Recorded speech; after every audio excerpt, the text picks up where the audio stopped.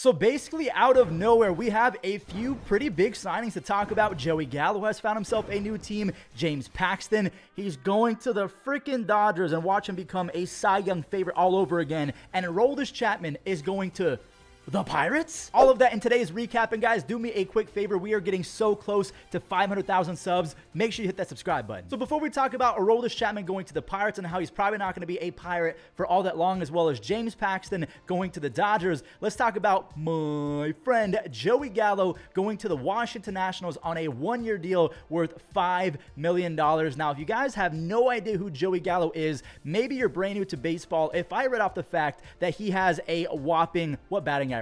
Since 2020, Joey Gallo is hitting 181. That is a 181 batting average. You're probably thinking, Fuzzy, Joey Gallo stinks. Why are you talking about your friend as if he's any good? Well, since 2020, he does have a 101 OPS plus. So according to the nerds, I'm going to put that in air quotes, Joey Gallo has been 1% better than average because his OPS plus is at 101, because he's still pretty good at getting on base despite the all-time bad strikeout issue. Back in 2017 and 2018, Joey Gallo broke out with back-to-back 40 home run campaigns. Then in 2019, he was an all-star in which he had 22 home runs in 70 games. He had a whopping 145 OPS plus, and on top of that, Joey Gallo was also one of the best defenders, if not the best defensive right fielder in all of baseball. He won back-to-back Gold Gloves in 2020, then again in 2021, but ever since he's been traded from the Rangers in 2021 to the Yankees in the second half of that season, it's been downhill and some of the worst offensive baseball we've ever seen. I don't enjoy saying that out loud, but I do agree with a lot of you guys out there that at some point, even if you're getting on base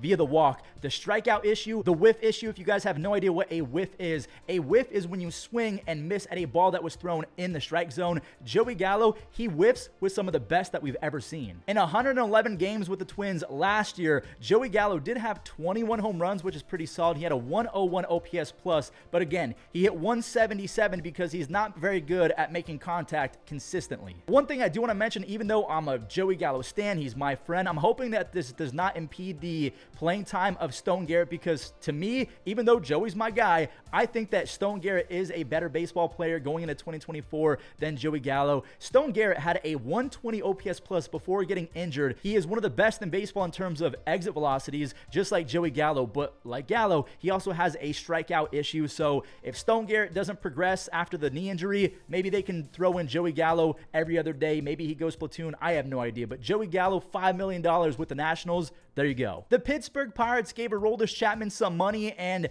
long story short, this is going to end in a trade. Aroldis Chapman, they are just trying to pull a Cole Reagans 2.0 if you have no idea what I'm talking about. Aroldis Chapman, he was on the Royals last year, and in that trade, the Royals got Cole Reagans, and he broke out. I mean, I never saw this coming, but with the Royals in the second half, after being given up for Aroldis Chapman, when he went from the Rangers to the Royals, Cole had a 2.64 ERA and a whopping 11.2 strikeouts per 9 in 12 starts. That is all the Pirates are trying to do. They're going to give Aroldis Chapman a one-year deal, throw him some money, but come trade deadline in August, I think it's August 1st, he's going to be on a different team, probably a playoff contender, and Aroldis Chapman, he's probably going to be on playoff contenders for the rest of his career, because I don't see him signing a multi-year deal. Teams are going to sign him to 1 year, flip him to a contender, grab a few prospects in return, and he's going to keep on doing that, in my opinion. And last year, he had 103 strikeouts in 58 innings, so he's still one of the hardest throwing, if not the hardest throwing lefty in baseball. But along with the strikeouts are going to come the walks. He had a 5.6 walks per 9 in 2023. That was after having a 6.1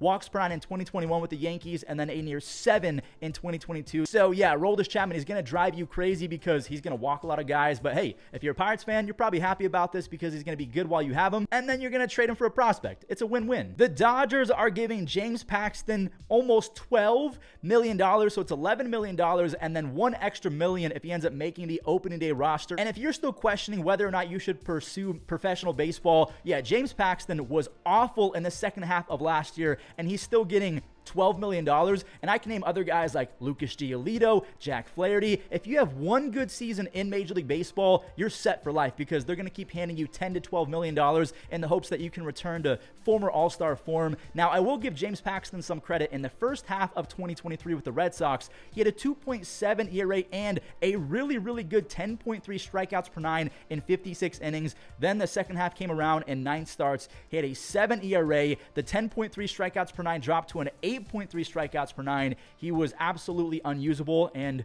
yeah, there it is.